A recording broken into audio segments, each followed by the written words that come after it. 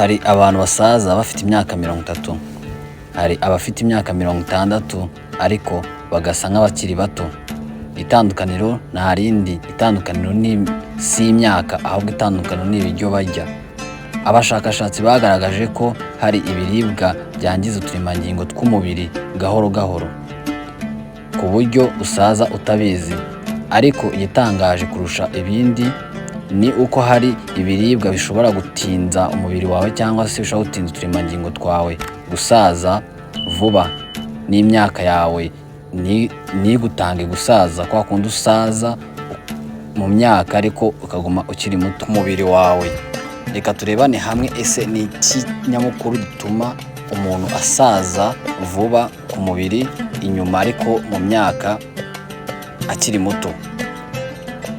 Umubiri wacu ubundi ngo ugizwe n'amaselizi. Iyo aya maselizi yangiritse vuba nibwo gusaza byihuta. Abashakashatsi berekana ko ibintu bibiri byangiza selizi cyane ari stress, inflammation idakira mu mubiri. Ibi byombi biterwa cyane n'imirire mibi. Niyo mpamvu abantu bamwe na bamwe basaza vuba kurusha abandi. Ariko igisubizo kirahari aricyo bita antioxidant. Antioxidant ikinyabutabire gisangwa mu mirire. Ese iyo mirire ni iyihe ishobora kuba yakurinda gusaza vuba cyangwa se gusaza imburagihe nk'uko bivugwa mu Kinyarwanda cyiza kandi gitomoye? Reka duhere ku mbuto. Imbuto ziboneka cyangwa se imbuto zigufasha muri iki kibazo cyo gusaza vuba. Harimo imbuto zifite amabara akomeye ariyo umutuku, ubururu, umukara.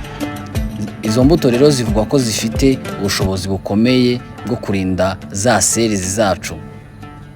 Izi selizi zacu rero zirindwa n'izi mbuto iyo wariye izi mbuto, harimo inkeri, strawberry na pomegranate. Za mbuto zigira utundi tubuto tw'umutuku mo imbere kandi akenshi narwo ruba rujya gusa umutuku. Kandi ubushakashatsi bwerekana ko abantu barya imbuto kenshi bagira uruhu rwiza, bakagira memories nziza, badakunda kwibagirwa, bagasaza gahoro. Mu magambo make ubundi imbuto ni umuti karemano urwanya ubusaza cyangwa se gusaza imburagihe. Ibindi biribwa byagufasha kurwanya ubusaza cyangwa se gusaza imburagihe ni ibiribwa birimo imboga rwatsi. Imboga nka dodo, isombe, sukuma wiki na brokoli.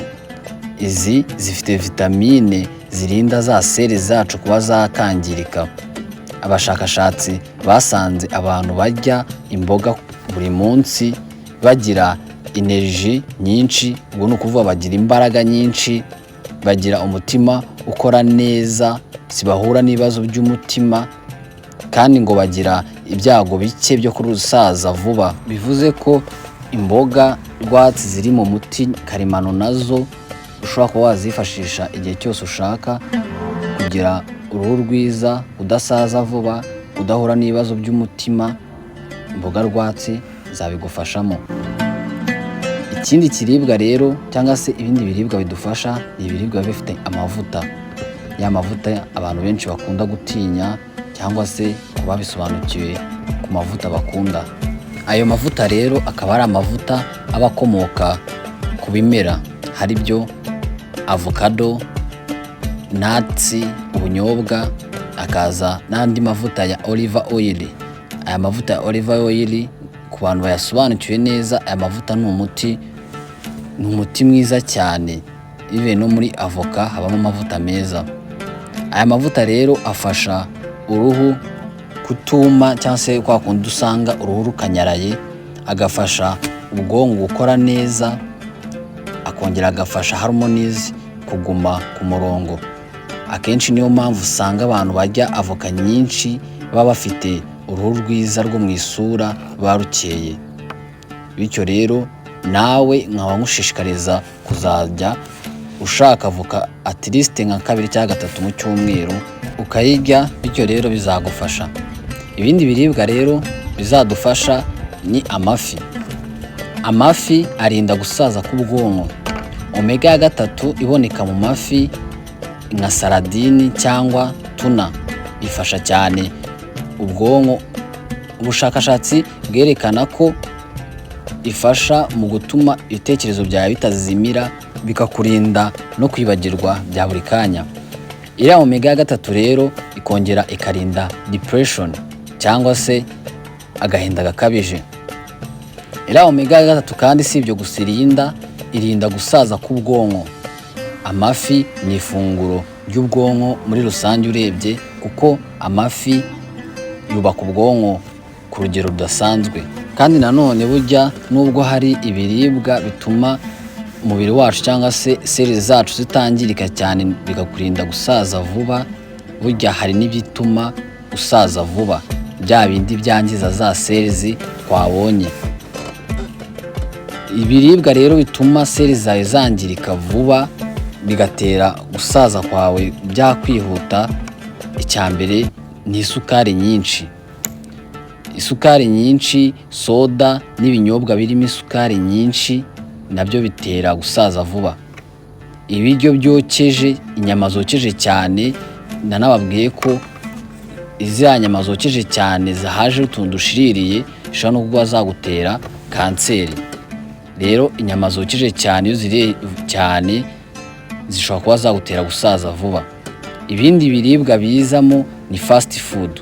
Bya biribwa bya fast food byo ku muhanda bikozwe byihuse bidafite isuku inoze.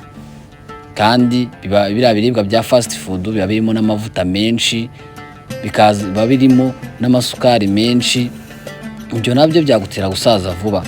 Ibindi biribwa rero bigutera gusaza vuba ni amavuta asubiwemo.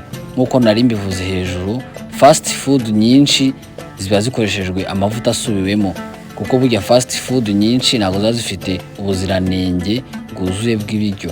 Niyo mpamvu rero zishobora gutera ibyo bibazo byose. Ibi byongera inflammation mu mubiri, ari nayo ntandaro yo gusaza vuba. Niyo mpamvu abantu basaza cyane kurusha imyaka yabo. Ukuri ni uku, ntabwo gusaza bitangirira ku myaka 60, bitangirira ku ifunguro uhisemo uyu munsi. Hitamo neza, urya imbuto, imboga, amavuta meza, amafi, ibiryo karemano. Iyo uriye ibiryo karemano uba utangiye kurinda ejo hawe. Umubiri wawe ugusubiza ibyo wawuhaye. Ni ukuvuga ngo iyo uriye nabi nawe usaza nabi, niyo uriye neza nawe usaza neza. Isomo ry'umunsi ni baho neza uyu munsi, ujye neza uyu munsi, ejo utazasaza imburagihe. Niba kandi ikiganiro wagikunze, kanda subscribe hano kuri Chef B Alex. Nanjye twabanye ni Chef Alex. Kandi iyi video ntutinye kuba wayisangiza inshuti zawe. Kandi ntiwibagirwe like, comment, udusangize ibitekerezo byawe.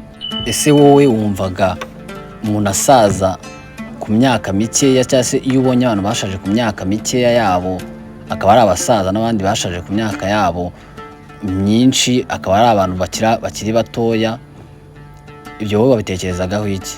Jya muri comment, duhure muri comment umbwire uko wowe wabitekerezagaho. Urakoze cyane. Njye umunsi twabanye nk'ibisanzwe ni Chef Alex, kandi nanjye ndagushimiye cyane kuba twabanye, uri umuntu w'agaciro. Reka tubonane muri video y'ubutaha.